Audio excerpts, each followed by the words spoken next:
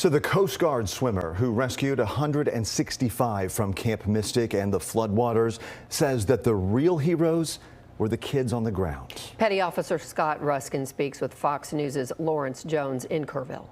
Thank you so much for your service. I mean, you're an American hero. This is what you signed up for, was to do missions like this. Tell me about the scene. Yeah, of course. So, when we got on scene, we were kind of battling with my crew on the 6553. We were kind of battling some pretty bad weather for maybe 5 to 6 hours before we were able to get on scene. Once we got on scene, we were boots on the ground. We made the decision to leave me there. We figured we'd be able to hoist more people out on our helicopter with me not on it, and then I'd be able to help out the scene at Camp Mystic a little bit better. Just a lot of people looking very scared, very tired, cold. Missing loved ones, probably terrified, honestly.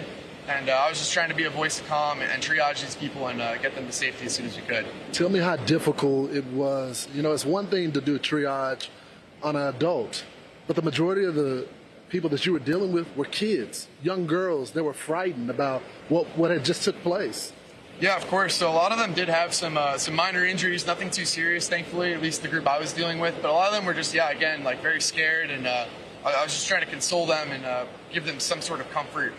Again, they're having probably one of the worst days of their lives, but that's just what any Coast Guard rescue swimmer and or any Coast Guard member would have done in that situation. So I was just doing my job. When you first arrived here, I asked you, how bad was the water? How bad was the current? And you said you tried to avoid that as much as possible. Yeah, we kind of briefed as a crew prior about my preference if I wanted to get in the water, if I wanted to wear a wetsuit, a dry suit, whatever it may be. And I kind of advocated for myself and said, hey, I don't want to get in this water right now. On Friday, it was pretty bad weather, pretty high flood water, and I didn't feel comfortable getting in. And I ended up just staying on land to do a lot of the triage with the survivors. There was other crews getting in the water, risking way more than I was getting in. They need that recognition as well. So. You know, Scott, a lot of people in the audience, they don't understand the severity of the water.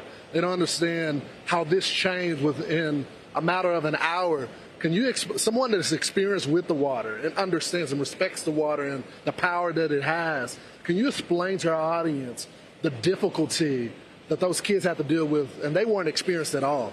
Right, yeah, even as a professional rescuer, I was nervous about getting in the water. I can't imagine how 8, 9, 10-year-olds, like, these kids are heroic.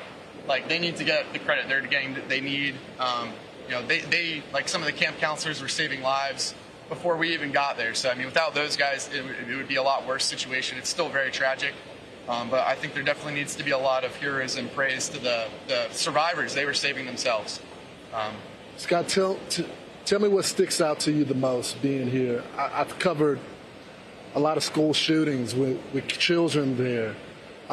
What impacts you the most being out there on the scene? Yeah, I think the biggest thing for me is a lot of these kids, they're just kids. I was a kid once, I'm only 26. I got a lot of younger family and friends, and it's just like, wow, like that could have been my family in that situation, so I need to do as best of a job as to help them get them out of the situation. Scott, thank you so much for serving your country.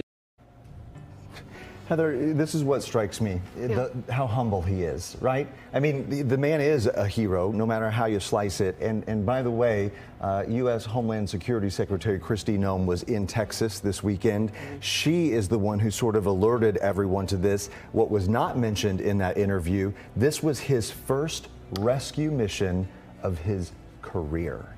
And you heard him say he's just doing his job, right. But like you said, he's a hero.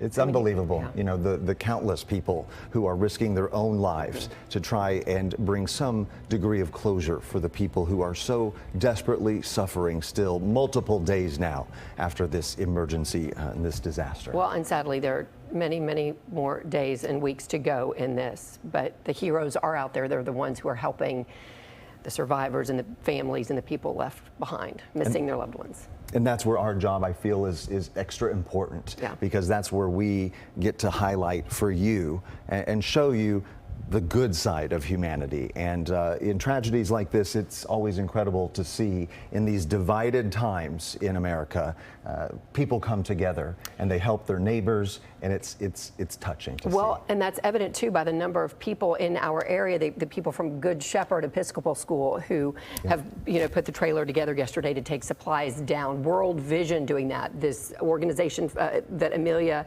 Jones is covering for us tonight in Fort Worth. I mean, there's so many people collecting items, the Salvation Army collecting money, the volunteers. Now, they're mentioning volunteers. There are steps to take. We've heard over and over again, you've got to register as a volunteer. Correct. They don't want folks just going out as well-meaning as they could be and showing up, because then there's another person out there, and should bad weather move in again, that puts that person at risk that you don't even know that person's out there. So there are steps to take, but boy, there are a lot of people helping. Yep.